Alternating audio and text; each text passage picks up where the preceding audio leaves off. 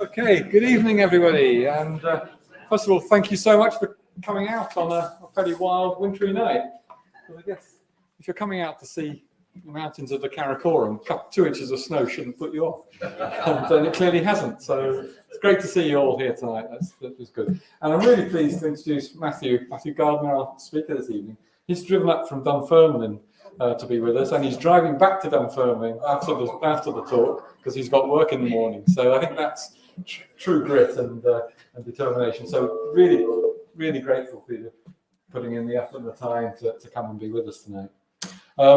We're also live streaming on YouTube, so anybody watching on YouTube, welcome, and hope you enjoy the evening as well. We've got a good night in front of us. I think the talk is going to be about Pakistan as well as the mountains of Pakistan. So I think we're going to get a good mix of interest. So hopefully you can sit back and enjoy the warmth of the hall and the dulcet tones of Matthew. So thank you very much, Matthew. Welcome.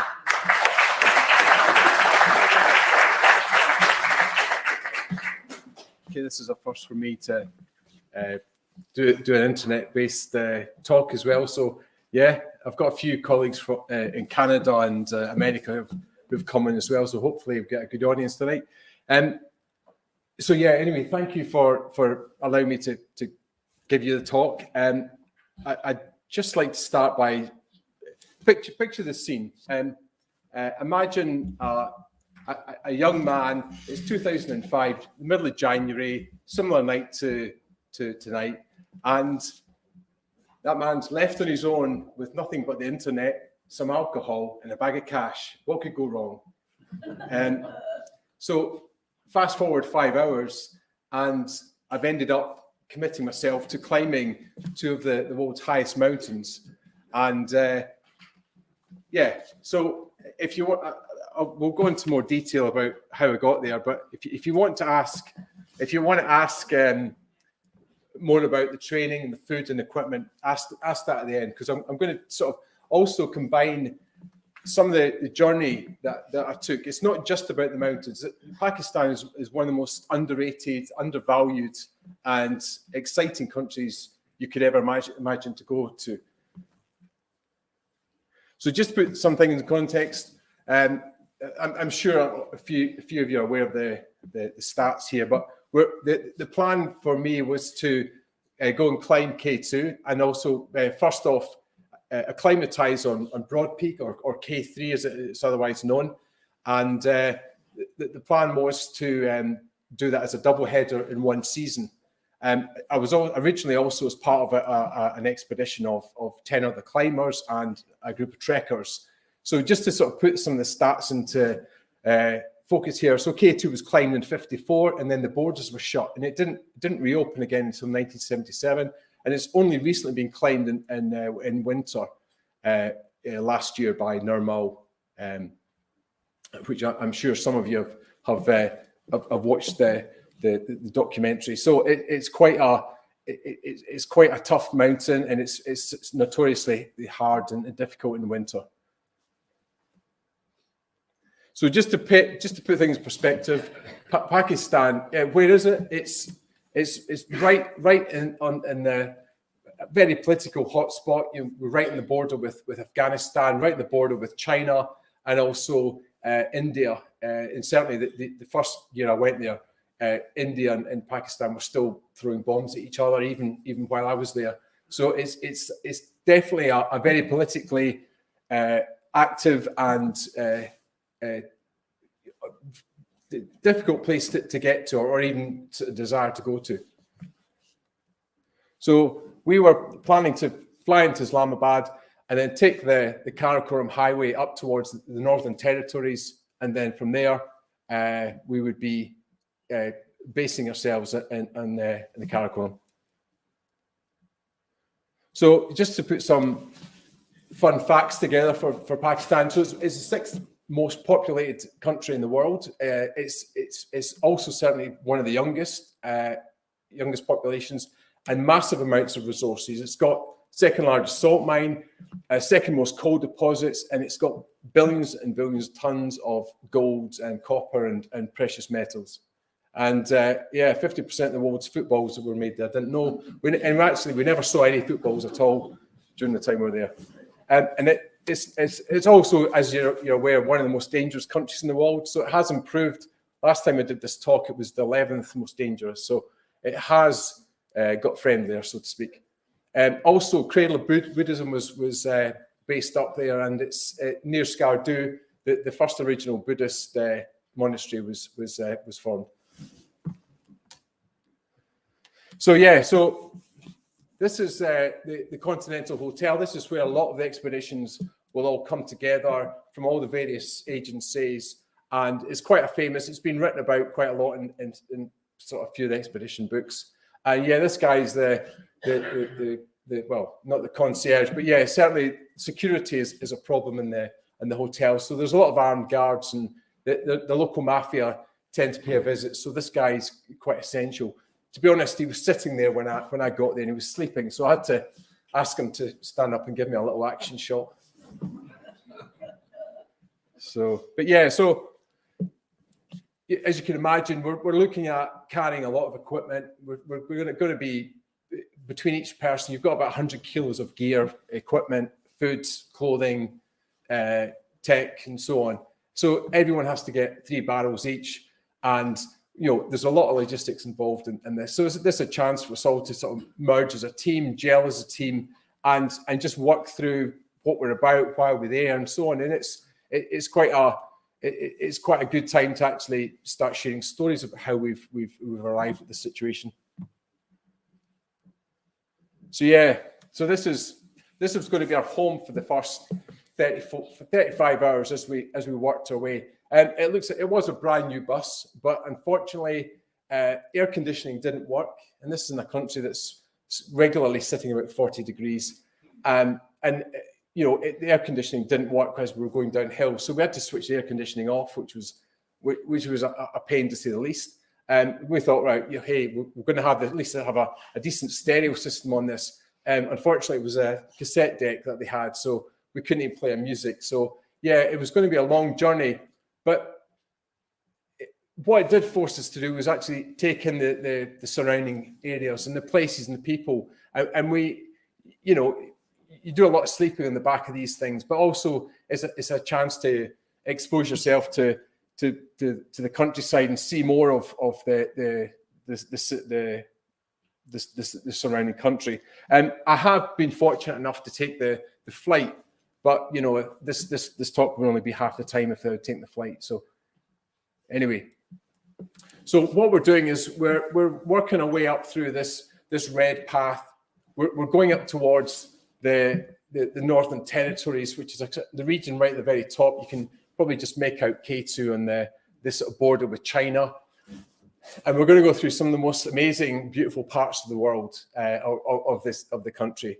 And it's we're spanning decades and centuries and thousands of years back to some of the early starts of the religion and the universities that were in the region.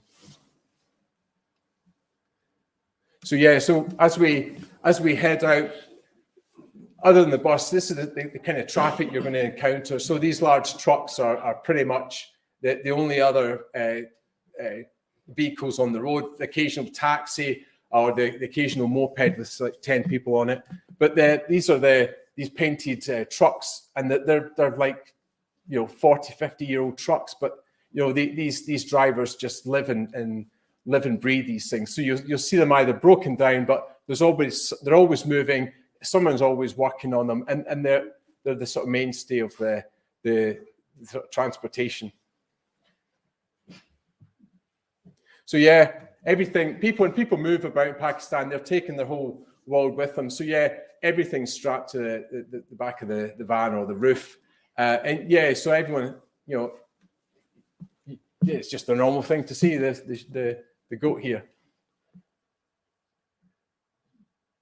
Okay, so the first hour into this journey, we make a quick detour. We went over towards the Taxila ruins, and it's one of the oldest universities that was built. It was built 2000 BC, I think, and it was the original ancient university of India. Then over the centuries, it was ransacked by the Hun, and then it was refound again by the sort of British colony in 18th century, and then it is still actually used as a university. So yeah, there's a lot of there's a lot of history in this area, and this you could dedicate another hour of talk to this, but unfortunately I'm not going to be doing that. So yeah, as we leave, we start to get up into the mountains. So we stopped off and got a picture with this guy. So this is where Osama bin Laden was staying for the last, how many years before he was caught. And it's a beautiful town, but it's not, there was nothing special about it until this guy came along. So yeah, it was strange. I mean, during the years out, the first couple of trips I went there, he was definitely hiding about somewhere. So yeah, as we leave Abbotsford, we start to get higher up through the valleys, and we get to a place called Mansehra, which was beautiful. These terraces have been built over the last few thousand years, and it's the way that the people survive up there. And also it's not just the terracing on the side of the hills. It actually goes right up into the steeper slope. So people spend their life just ferrying about soil. The soil becomes so important for people to use and manage and look after, and then they use the runoff from the rain from the higher mountains, the higher elevations to bring nutrients into the soil.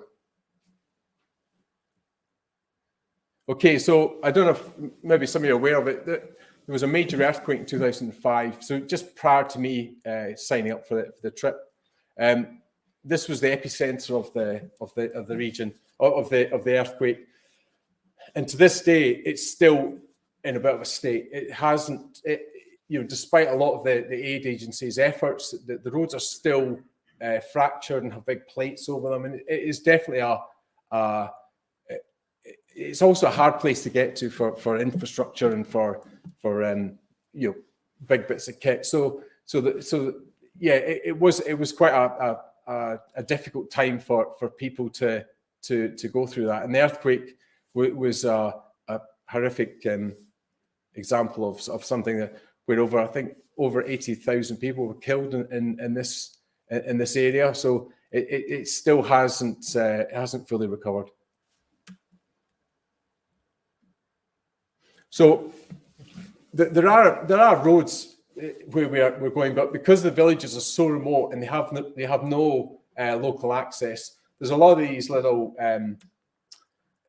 I don't know what to say, like they're just boxes basically with a bit of a framework to them.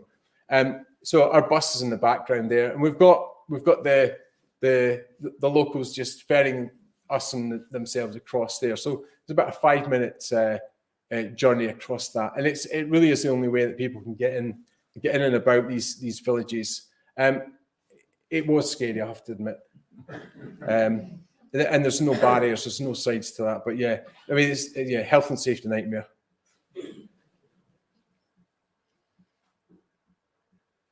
So yeah, as we start to get into the steeper parts of the mountains and the valleys, I mean, I also just wanted to point out that there's going back to my last slides, there's a lot of resources just locked away into these mountains, and there is a paradox with with this place, and the fact that you've got all this money tied up, or all these resources tied up, and the people are still very poor. There's very few people actually have normal jobs. The majority of jobs are based in the military or the police, and everyone else tends to be either subsistence farmer or eke out a living, selling whatever they can find. So it is a hard place to be in.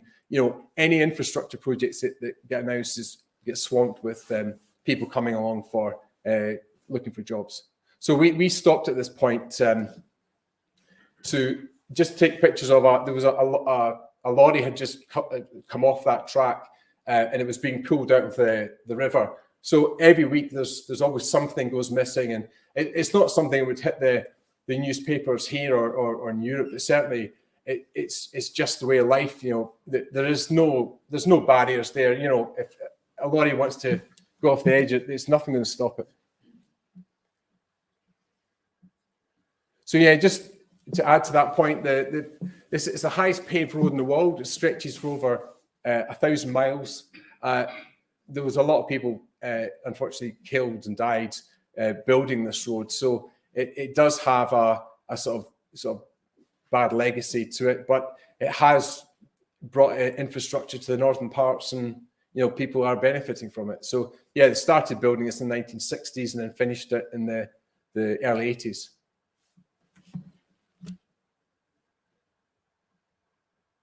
So yeah, the other thing I pointed out is the geography, the geology.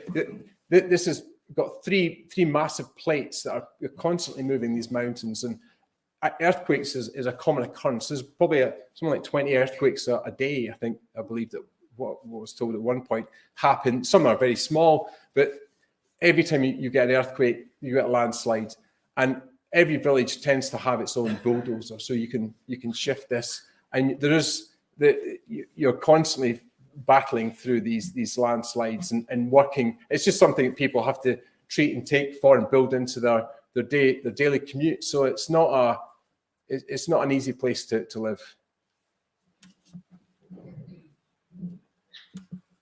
So as we get towards the end of the first day, we hear that a lot of this a lot of jackhammers, a lot of noise as we're getting through up towards Dasu. And what you can see is built into the side of the cliff faces are miners who are burning directly right through a seam in the side of the rock. And these guys are maybe up 50, 60 meters off the road. And they're carrying 100-kilo drills with them. And it has to be one of the most dangerous and difficult jobs ever you could imagine. So they'll build these little channels, and then they'll go right in. And you also have to put explosives inside these. So yeah, you can imagine it's quite a difficult job. Certainly one that is hard in landscaping. I'll tell you that for now. Okay, so Chilas. So this is where we get we stop. We get ourselves something to eat. We rest for the night. Chilas is famous for the girl who's taken the photograph of the National Geographic, the iconic face of that girl from Afghanistan. So that was taken at Chilas. So Chilas was a refugee camp for the Afghanistan people back in the 80s. So there was a lot of towns and villages, a lot of people who were based there during that time. And you can see the terracing that's there. Just again, people are using every inch of the slope just to catch the rain as it's coming down, get the soil and use it. So it's a full-time job just being a farmer up here. So yeah, we get up early, leave Chilas, we turn the corner, and then we see Nanga Parbat. So obviously, being climbers, we get out the van and we start taking pictures of this. But we're just going to bypass this because it's not big enough for us. So we're off to bigger and better things. But the advantage of it, if you do want to climb it, is it's only a 3-day walk-in as opposed to a 10-day walk-in. So it is a beautiful. I think Fairy Meadows is one of the sort of highlights of this region.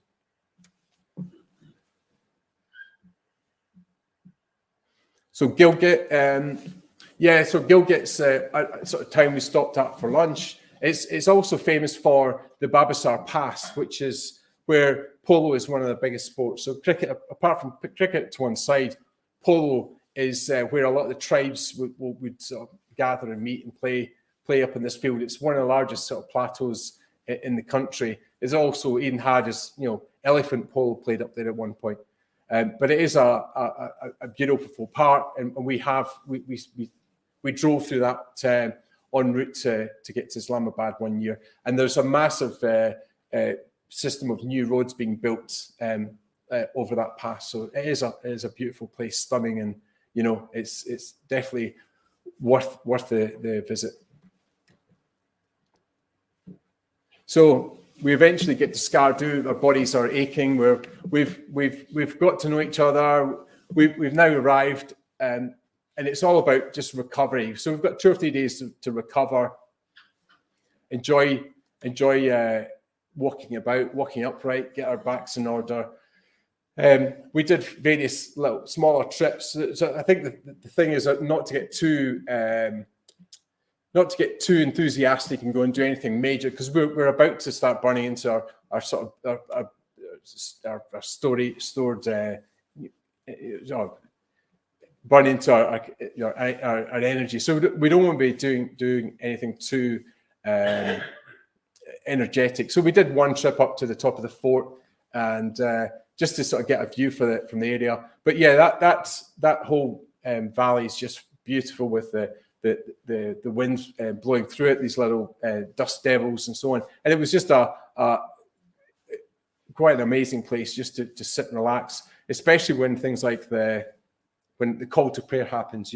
There's something like 40 different monasteries there, and it does have quite an effect on you when you hear that call to prayer. I'm not religious by any means, but when you that sound does it certainly sort of hits the spot, and it is quite a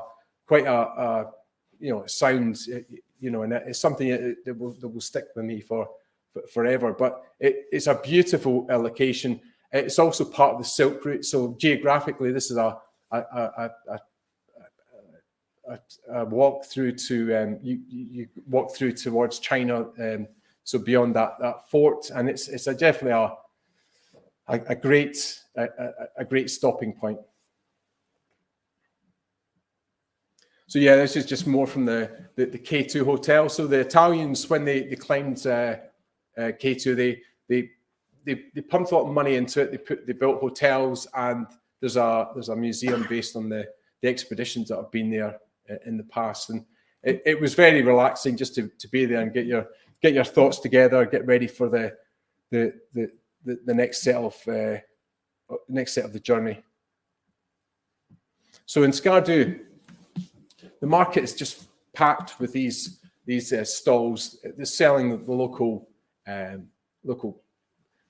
fruit and vegetables and so on. These are all dried prunes and cashew nuts that have all just been gathered locally and stored in here. And it was just a great place to go and get your final supplies and stock up ready for the next stage of the journey. So as we left this shop, we walked out into the main street, and there was a tank going by, and just to sort of put things in perspective of how out of place we were, the guy on the top of the tank just stopped the tank, got his mates out, and they all came and looked at us. That's how out of place we were, and just really we weren't unwelcome, but we were certainly a spectacle for most people, especially myself.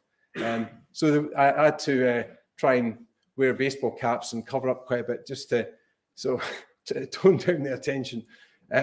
But yeah, it was a great chance for us to walk about. So we got to East End Park, is Dunfermline's football stadium, by the way. So yeah, this is where the polo field is. It's just at the back of the main street. So that polo game, as soon as it finished, we were in the crowds, and somebody managed to convince us that a game of cricket would be in order.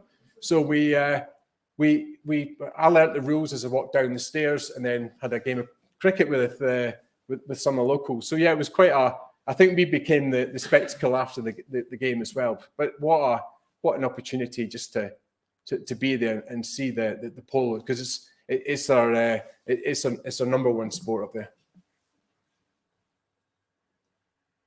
Okay, so yeah, so we've got our stuff together. We've got our bags packed. We've got everything weighed. So now we've got to start thinking about getting up into the northern valleys and up towards the bigger mountains. So these are the jeeps we've got. This is this was the last bit of tarmac road that we're going to see for the next 3 months. So we had 10 miles of this beautiful road. We were going through the desert, and then we start to work our way up through the Hunza Valley. So this place is, the inspiration for Shangri-La. So there was Lost Horizons was the book that was written, and it was the inspiration for Shangri-La.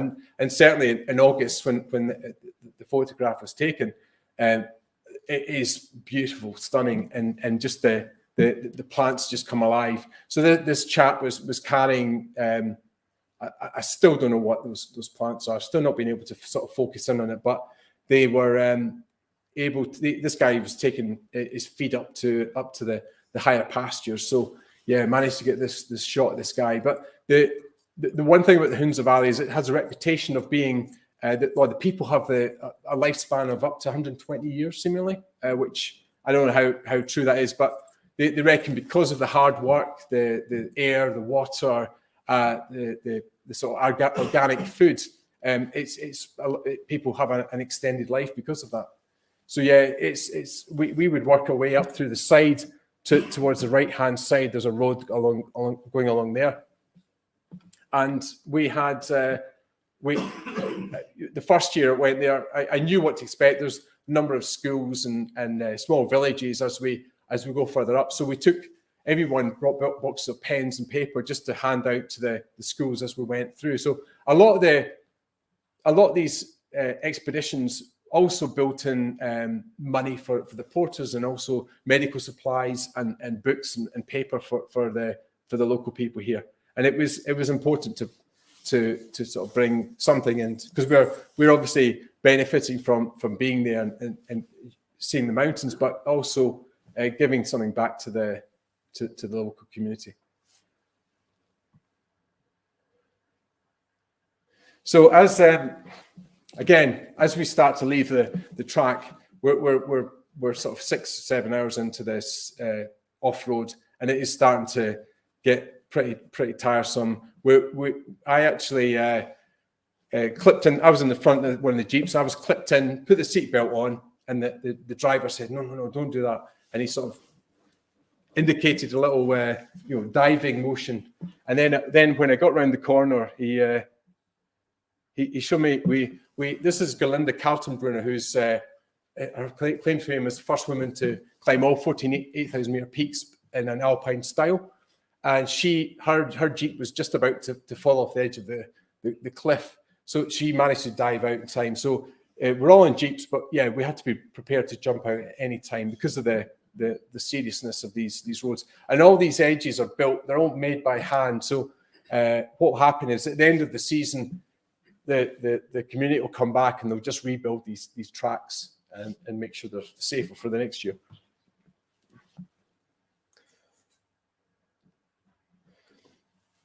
So yeah, Ascoli is that's it. The final point. It's the last sort of large big community you'll see before the walking starts.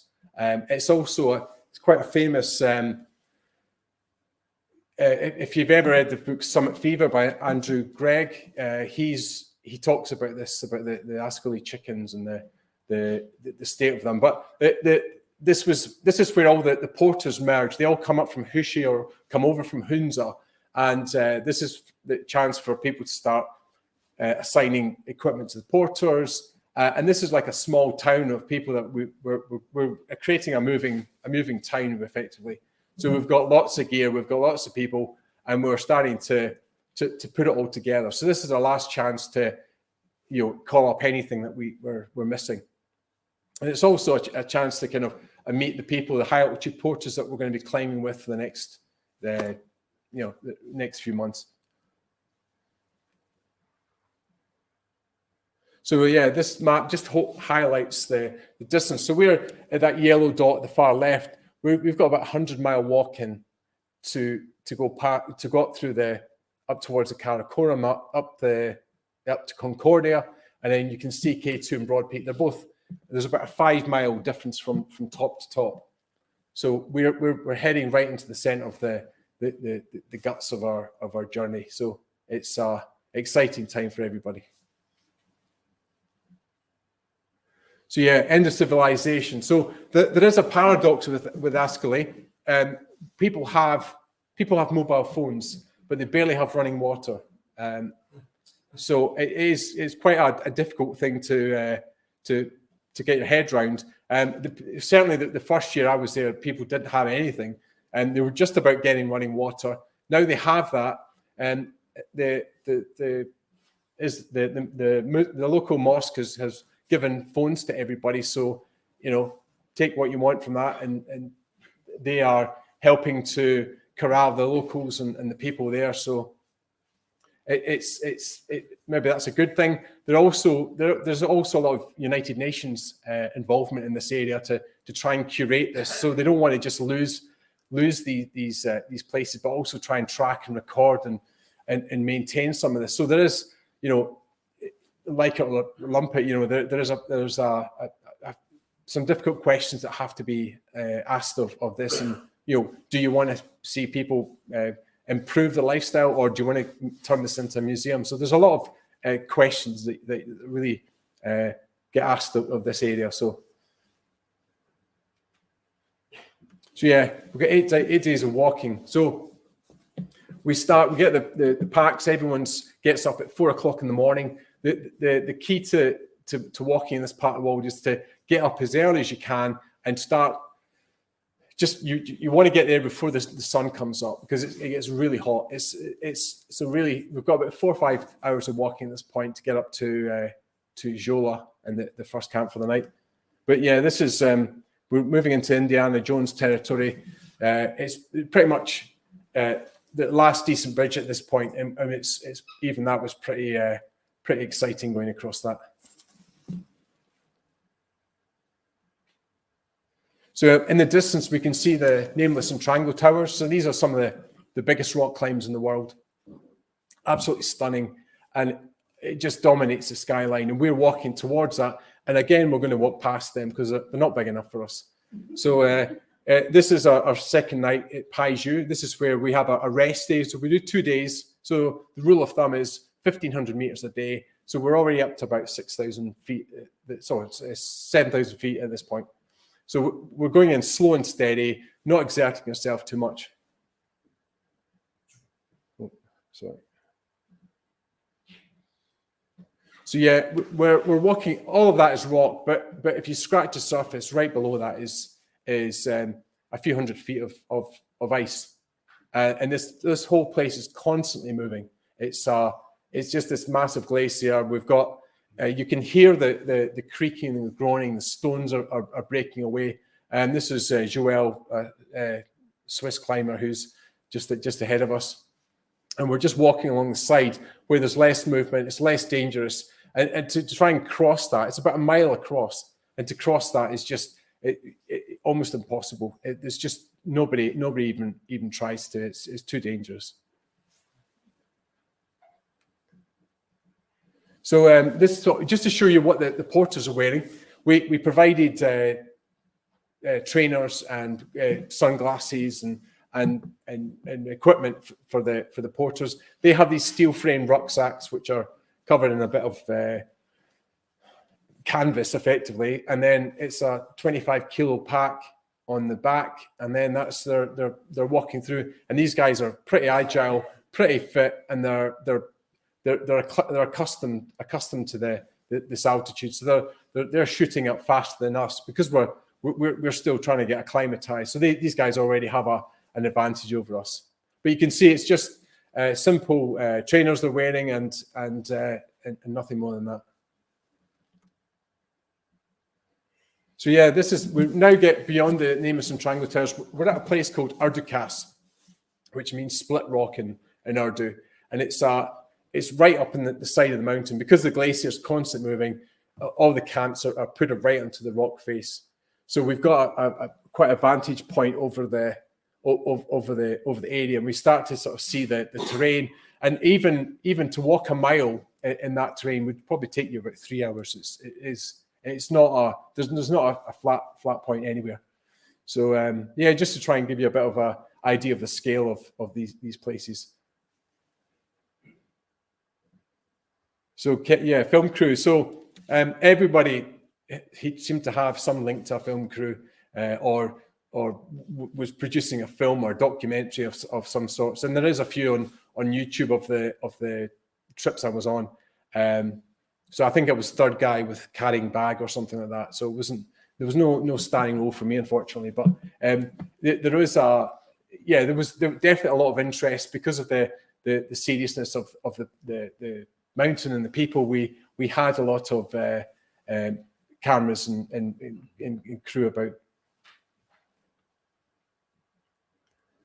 So yeah, Mustang Tower. This was the what got me into climbing in the first place. Was reading about Mal Duff and Joe Simpson climbing this back in the 80s, and it was to actually see it. I mean, it is an impressive mountain. It's beautiful, but again, we were just going to walk past that. So it's very hard not to get caught up in seeing these other places and think you can maybe just nip up this on the way back. It's certainly it's a trip in its own right, and it was a beautiful looking place.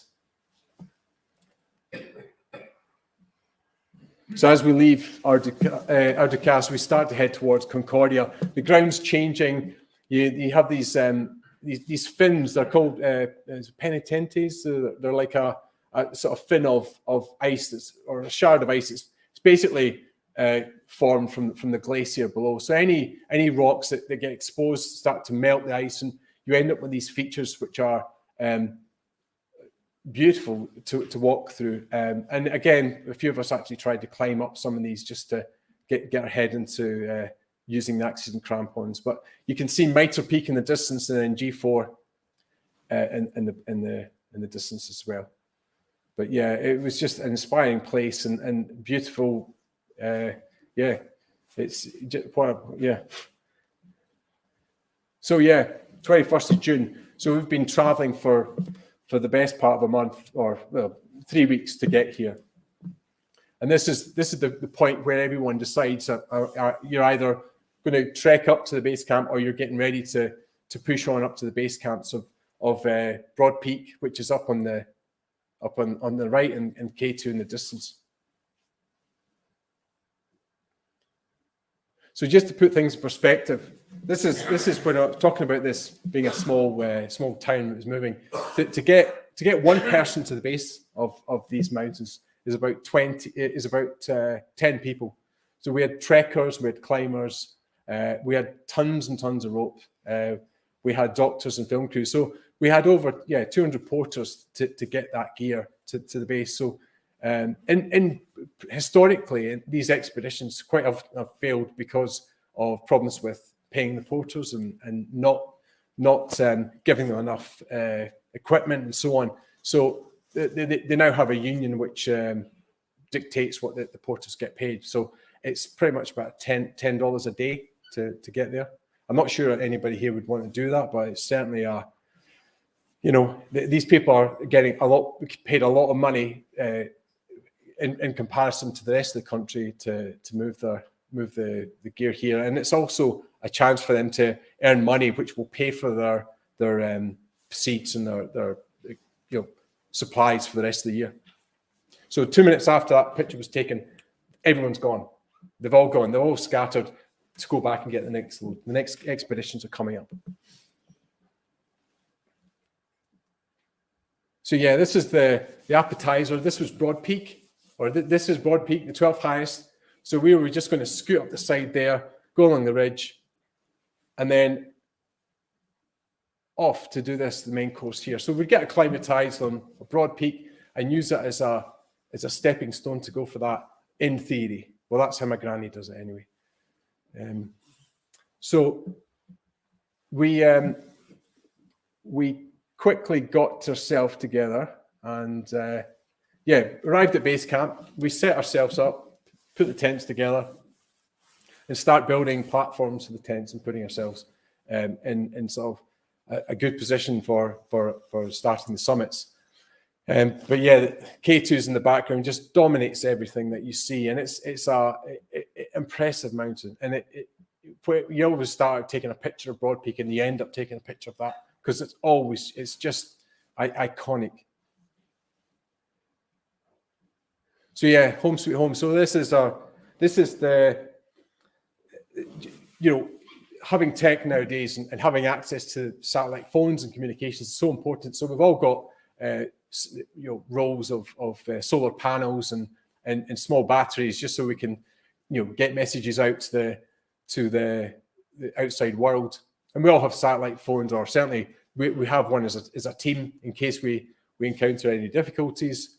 And this is a chance for us to also start eating and getting energy into us and start thinking about pushing up to the camps up on Broad Peak. So yeah, just to put things, just to show you, so we're looking at about 15,000 feet of climbing here. And you can see at the camp. So to get to the base of that climb, it's about an hour and a half walk before you even start climbing. And each day is probably the hardest day of your life. And every day is harder than the next day, and so on. And in terms of effort, you're burning huge amounts of calories. You're burning, you see people go away quite, well built, and they come back as sticks. And that 2 or 3 days, and that is you're looking at maybe you might lose a stone. So the rule is 1 day on the hill, 3 days back resting. So and also as you're moving up, you need to consider how fast you're moving up this mountain. 100 meters an hour is a sort of good pace. If you're going any slower than that, then chances of you summiting on the summit days is reduced, and you really want to you're going to have to make a decision whether you go up or down.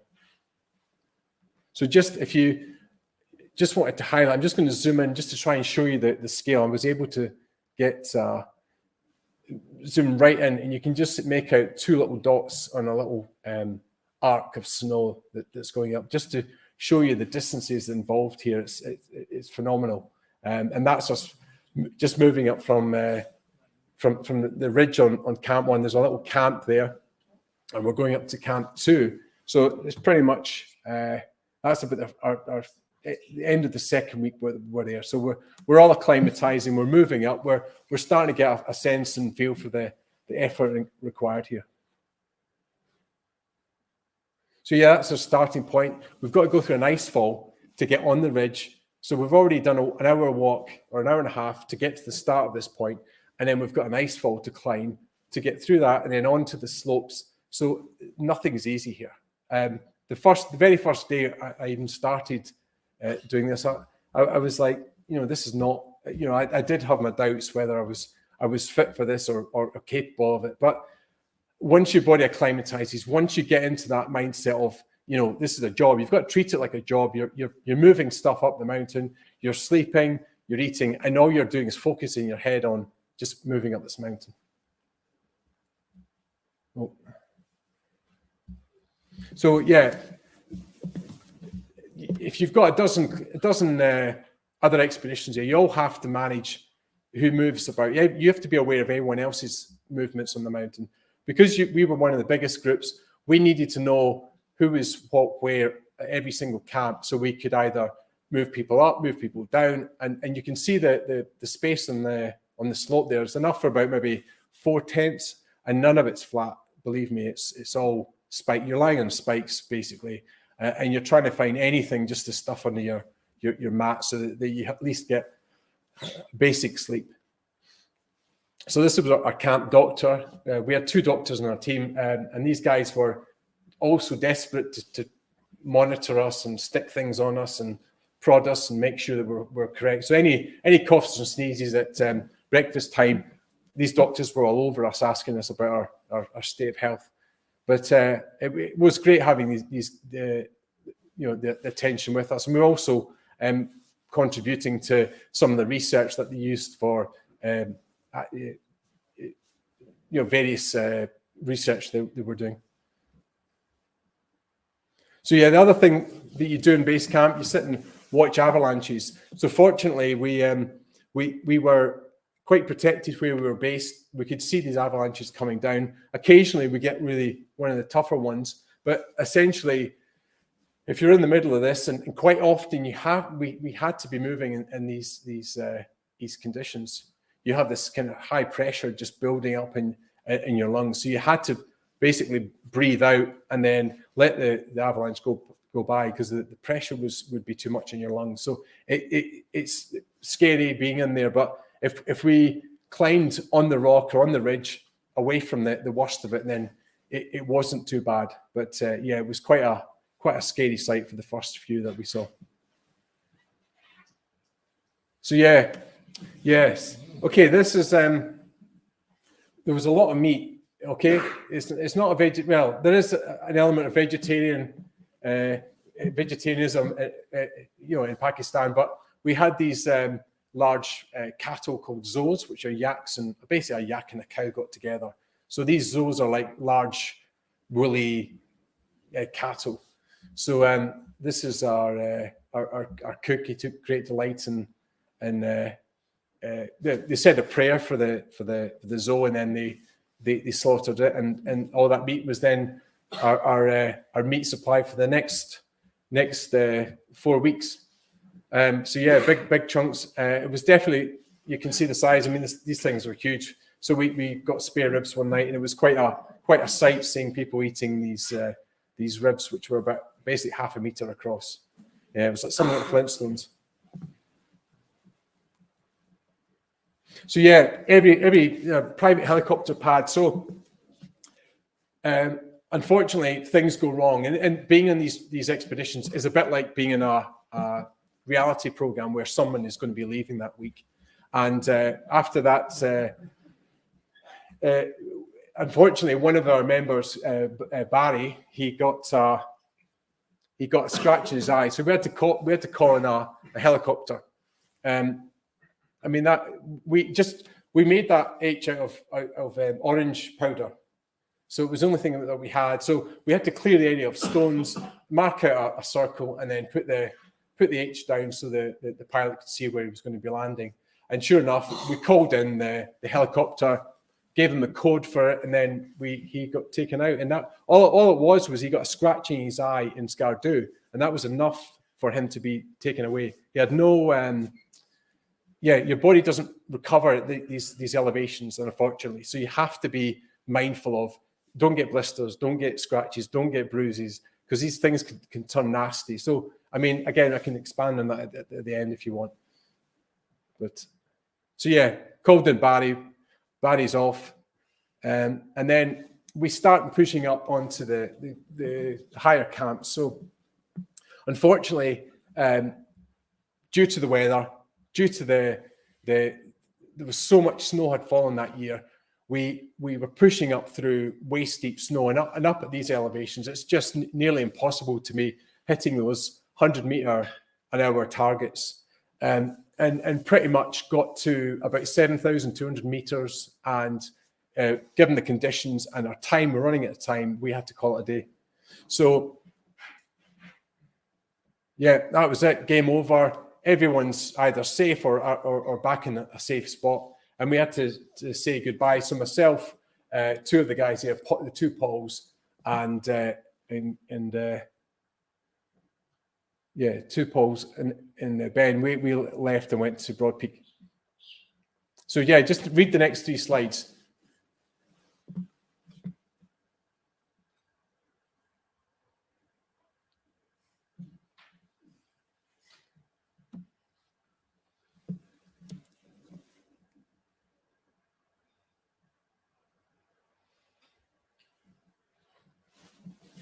So this was when Peter Hillary and Alison Hargreaves climbed K2 back in '92. It was one of the worst disasters on the mountain. Alison Hargreaves did make it back. There was, other people were killed, unfortunately. And this was a quote from Peter Hillary. So I got in touch with him to see could I use this in the presentations. And yeah, his secretary said, yes, go for it. But one of the things with climbing these mountains is back in 2006, there was very little information that was not in a book that was about death and destruction or factual. There was very little factual information that I could turn to. So I did get in touch with these people. So Hillary and Doug Scott and Bonington and all these people, I did speak to them at some point just to get some knowledge. So it wasn't just some random punter turning up to climb these mountains. So I had some track record in climbing, but I needed to have a bit more factual knowledge and evidence, and knowing what I was going to put myself through. So yeah, this is the first, or the second trip was the southeast ridge. So we were going to do this. This was our springboard over from Broad Peak and up. Unfortunately, the other team that was working at the same time to us in parallel, they were stuck way back at Camp 1. So we couldn't push up, and we had to work. We worked with them to basically push ourselves up through that ridge. So the Chesson route is called, or unofficially called Chesson route. It was first climbed in '94, but later I spoke to Doug Scott about this, and he'd actually summited it that way, and he'd never told anyone about it. So he was quite a modest character. But anyway, this was just to show you that this is right at the base of the climb. So you're walking about on a kind of flattish area, and then you're straight onto the mountain. There's no kind of gradual slope. You're either climbing it or you're not. Just to show you that there's a sharp bend. You can literally mark to within a few millimeters where you're going to start climbing, because it's so flat, and then you're straight onto the ridge. So we had to hug our way up through the side of that ridge, get up to the camps, and avoid the avalanches that are coming down. And it's pretty much anything that's hitting the top is coming directly straight onto the side of you. So it is a constant battle just to keep out for the rocks that are coming down, and also just make sure you're in a safe spot, because if you're out with that 1 or 2 meter path that you're going up the side, you're wiped out or taken down by avalanche. So yeah, this is a picture taken by my friend Al, who's I think is who's watching in live as well. So yeah, this is when we went on the third trip. We went up towards the Abruzzi Ridge, and this was, you have to go through an ice fall to get to that point. So it's about a 2-hour walk through this kind of condition, and then you can start climbing. So every time you start, there's nothing easy about this mountain. So yeah, just again, this is one of the more luxurious campsites. We've got a 3-man tent, which was on a space for 1 man. So myself and Paul kind of got ourselves up to there, hooked in the tent, and tried to live there for 2 days. It was nearly impossible. You have to also sleep with a harness on, just in case you roll out your tent, and you can imagine you don't want that in the middle of the night. But so all the ropes are fixed onto here, and we're spending the next 2 or 3 days moving up the ridge. So we get up here, we're just hanging out, just sussing out, just getting our heads together. We've spent probably 6 hours getting up to this point, and then we're going to push on. So yeah, we dump our gear, carry it, and then we're back down. So we've got a rest day. At this point, there's the Gilkey Memorial, which is just about a mile away from our campsite. So we go and pay tribute to Alison Hargreaves and so on. Okay, so yeah, unfortunately, the reality of these expeditions is, people get caught up in avalanches, and unfortunately, this is something that we came across on the first trip. This was the boot in the part of the leg from Renato Casarotto, who was part of the 86 expedition with I forgot her name, Alison Hargreaves. So he died there, and his body was buried. But due to the action of the glacier and the crevasses, these things start to come out of the ground. So there was an Italian team that were there in 2006, and they took that. They got in touch with authorities and took the leg out and sent it back.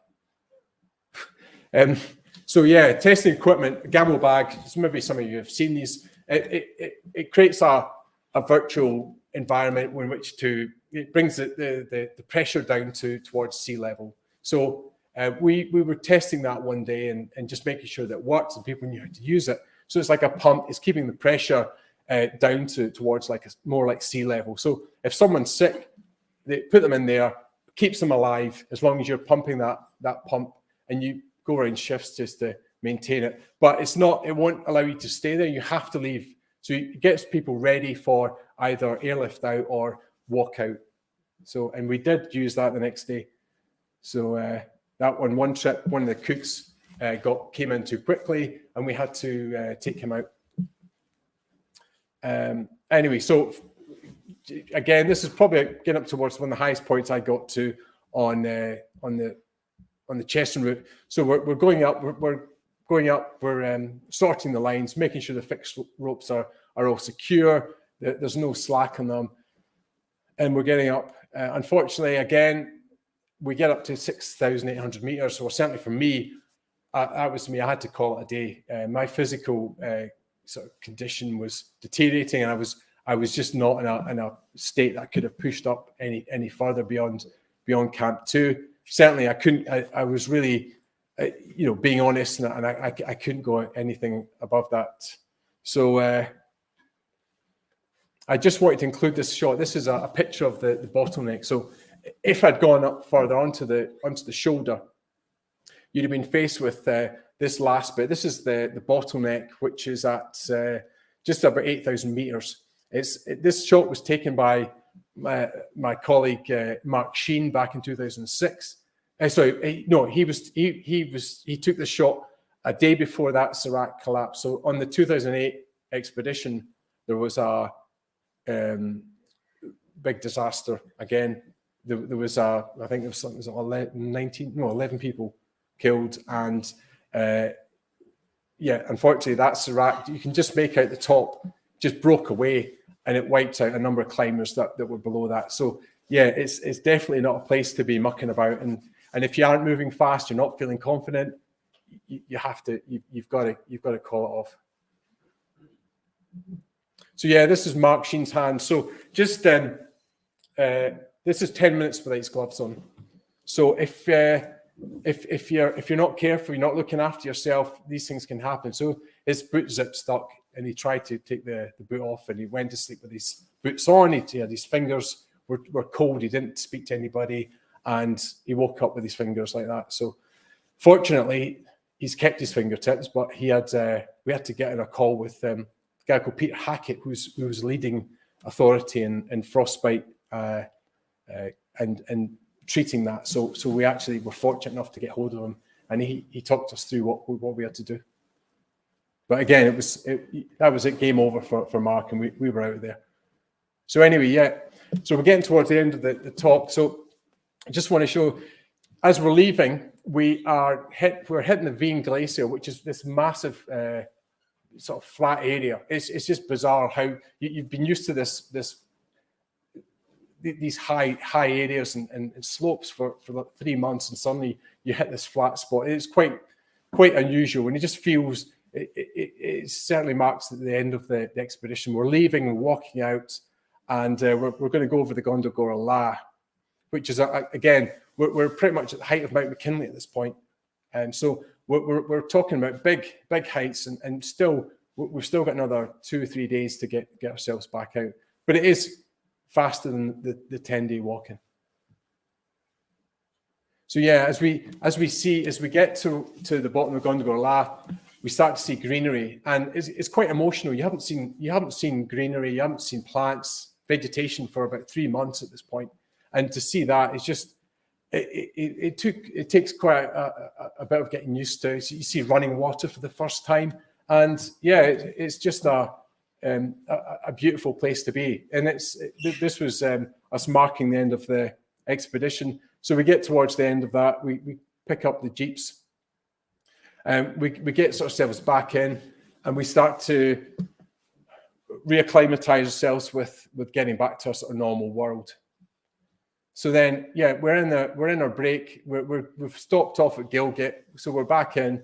This was our first year. We had no issues. We were just chilled out, happy, looking to get back to Skardu. But then, on the other years, the CIA decided to go for this guy, Batul Masood, who's leader of the Taliban. So the day before we left Skardu, the whole place kicked off, and we were about to start driving through the country. So unfortunately, I had to sort of get hidden in the back of vans and driven through the sort of relatively safe areas to get back safely to Islamabad. And it was, that's part of being in that country, I guess. It was a difficult point, but at least I got back safely, and the people, fortunately, the people I was with and the people in charge of the logistics for us were able to sort of put these measures in place. And then finally, 2012, similar situation. We got to Gilgit, and then there was a big kickoff with the locals. And what happened was a bunch of Sunnis got on a bus dressed as police officers and took the local Shias over the Babasir Pass and shot them all. So we got to the police station at Chilas, and they awarded us, like, stay in your hotel, don't leave, don't do anything. And it turned out that all those bodies were literally sitting meters away from my hotel room in the local police cell. So it's quite a sobering thought to go through that. So again, myself and Al, we got armed escort, and we got our armored vehicles front and back, and driven at speed back down to Islamabad. So it was a pretty hairy drive back, but it was the safest way to get us out of there. So yeah, I just wanted to dedicate this presentation to the brother of one of my friends, Gordon Henderson. So Gordon was, I spoke to Gordon. He did a trip on Broad Peak as part of the British Services expedition to climb Broad Peak. So I was on a call with Gordon and some of his colleagues from the Army and the RAF and the Marines, and it just brought home to me. Gordon was unfortunately killed on the 19th of July climbing Broad Peak, and it was just something that I never got a chance to go to his funeral, but I just wanted to dedicate this presentation to him. So anyway, that's it for me. Thank you for listening to me, and hope you got something from this presentation.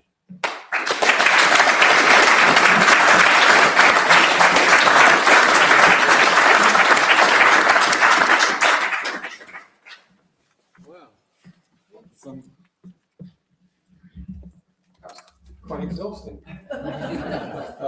and very poignant at the end as well, just how dangerous not just the climbing is, but the whole activities around, just getting to those mountains and getting away from them in that area, because the remoteness and the political uncertainties in that part of the world. But an amazing talk, and thanks very much for coming all the way up from Montgomery to share that with us. I've been really fortunate in having been to both Baltura, Concordia, and the Houchet Valley, and so it was just bringing lots of memories back to me. And I'm sure there's other people in the room as well who are sort of sharing memories. But it is, from my point of view, the most stunning mountain scenery in the world from Concordia. That whole amphitheatre that you're in. Questions? People must have. Yeah, right. On a logistic side of things, you carried 7 tons of equipment in with 200 porters. How did you get that back out? You eat some of it. Yeah. Yeah, so you build in 50 kilos going back. So you have about 20 kilos of your climbing food. And a lot of the food is eaten in the expedition. The ropes are left there because they basically just get broken down by the UV. So any tents are damaged are either brought down, burned, or left there because it's just not possible to bring them down. But a lot of the rope is left in place, and it just gets destroyed by the UV. The logistics and the planning go into it to feed 200 men. So you have people carrying food for the people carrying the food. Yeah. So if they reckon if it was another 3-day walking, you would have 400 people. And it used to be, the expedition used to take about 8 weeks to walk in because it was walking from Skardu, not in the jeep. So it would have been. Well, some of the food walks in as well, isn't it? Oh yeah. Yeah, some of it. Yeah, we needed food to feed the food. Yeah. What do you mean you forgot bacon? Oh yeah, no bacon there. No bacon. Yeah. Any other? You talked about we. Was it a party you got together, or were you invited to join another group, or what? So in the first trip, I got an invite to join, and then by in the second trip, I got an invite to join as well. So it was all through Field Touring, who was one of the organising companies, and then the third trip was I hooked up with Al Hancock, and we kind of worked together. So I went from a team of maybe about 12 people down to 9, down to a couple of us with 3 or 4 porters. So yeah, it was towards the end, I was pretty much in charge of my own logistics and organising my own carries. And so you kind of know the people to speak to. So that was a compilation of 3. Yeah, so that was 3 attempts, 2006, 2009 and 2012. And what was access like then? Because after 9/11, 2001, Pakistan was off limits for long periods, wasn't it? So how was that? So I went. So you have to get a permit. You have to get a visa, and so I went to the embassy, and they were happy to give me that. But the mistake a lot of people make is they say they're going to do K2, but if you do that, you end up you've got to pay more money. Yeah. So you go as on a trekking permit, and then internally you get adjusted for the mountains. Yeah. Otherwise, you end up people want money off you and get bribery and so on. Yeah, but you have to have an army guide with you. Yeah, we're a liaison officer. Yeah. So that's there just to ensure that everything is done properly. Yeah. And you're going through a lot of checkpoints and army bases, and so you need someone who can, with enough rank, to get you through this, because everyone might want some money off you, so to speak. Something my recollection of going down the Baltoro Glacier was that there was cabling all the way down the glacier, going to the army, where they were just lobbing bombs over into India. Yes, and you had also So the cabling. Some of it bizarre. So the cabling, we just if it would get broken with it, and then we just wrap it up. Wrap it up. Yeah, so you had this 100 miles of cabling going down the middle of this, and most of it was glacier, broken. just so they had to take power down to the army. Yeah. And then more of the soldiers died of altitude sickness and frostbite than the others. And we were told don't accept food from other people. Yeah. And, just for health reasons. Yeah, it wasn't sanitary. Yeah. Does anyone use oxygen nowadays on these kind of expeditions? It's quite common not to use oxygen, but I know, I was on the call. I know he's taken oxygen, and I have bought oxygen and used it, but it's not necessary. You can do these mountains without it. Yeah. And if you think about the weight of one oxygen canister, you need one person to carry that, and it becomes a logistical exercise moving oxygen up the mountain as well. So it's not something you've got to make a decision early on in your planning whether you want it or not. Are people flying into base camp now, K2 base camp. I mean, because certainly in Everest, you hear them. You know, they're not walking from. I know in some years the Italians used an helicopter on the guise of checking the height was correct, and you know. But they're still doing the long walking. I think so. There was talk years ago of putting a road in, but I don't know how practical that'd be. And the numbers of people summiting have doubled and tripled over the last few years, so it has become more popular. Yeah. So there is obviously more people going there. Graham, sorry. One of the online, Steve Mason says, great presentation. Would the Karakoram Highway be doable on a motorbike? And if it is, he wants to do it next year. Yeah, definitely. You need stabilizers. Yes. I get a talk from him. Any other comments or questions? Yeah. Can I ask a question about acclimatization? Do you know in advance whether you'll be able to acclimatize at these heights, or do you just wait and see when you get there? So to get on these trips, you have to have been to altitude before. So I knew I'd been on McKinley a few years previously, so I knew I was going to be okay. And the rule is you carry high and sleep low, so you always don't go overboard and don't go too high to get yourself into difficulty. So you're looking at, as long as you're moving up slowly, you're having rest days every 3 or 4 days, then you're fine.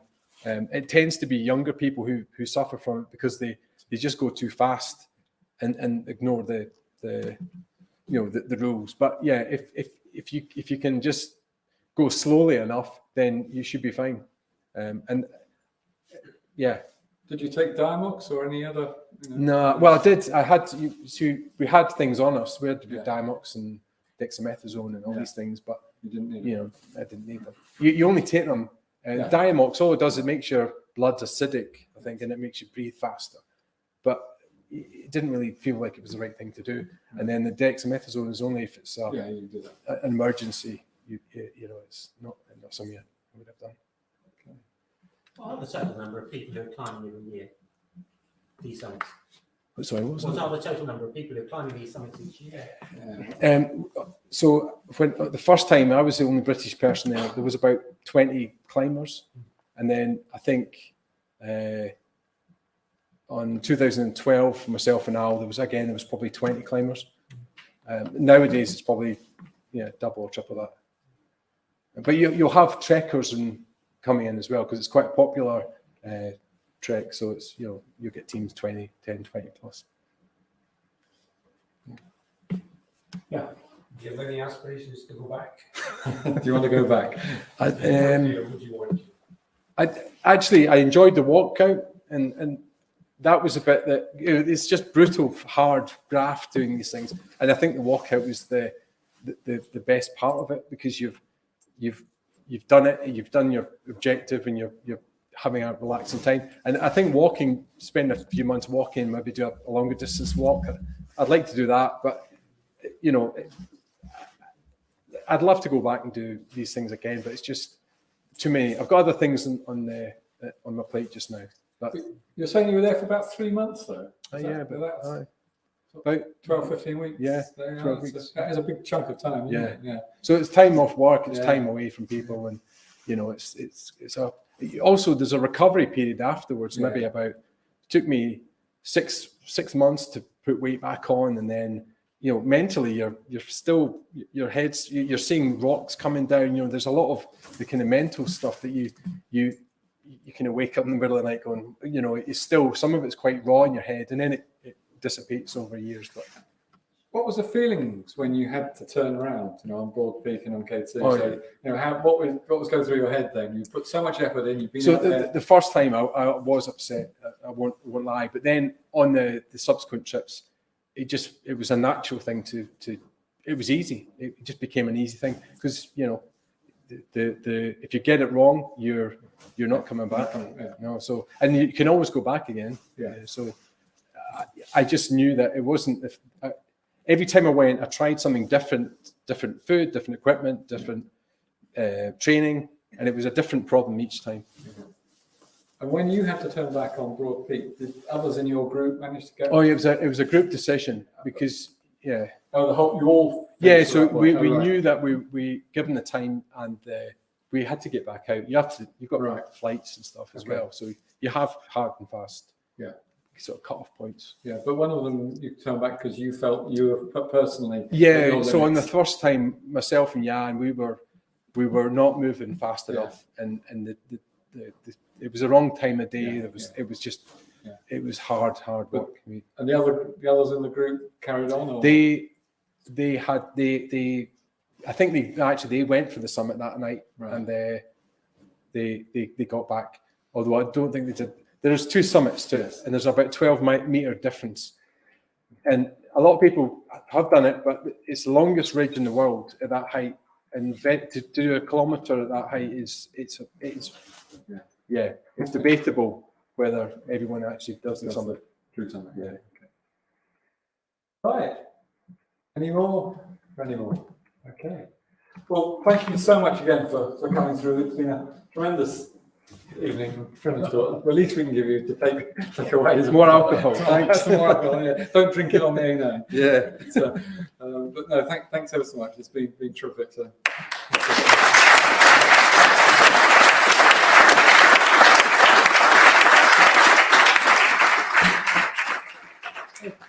Okay, and thanks once again for everybody for coming along. And if you're able to come back in a fortnight's time, we've got Tim Honor, who's coming to talk. He's done previous talks for us. He's a very good speaker. And he's going to be talking about a little-known person from the Isle of Mull, who was a governor of Australia, and who was advocating independence for Australia before it was the right thing to do in the Victorian times.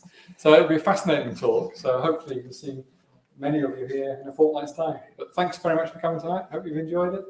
And safe home in this nasty weather.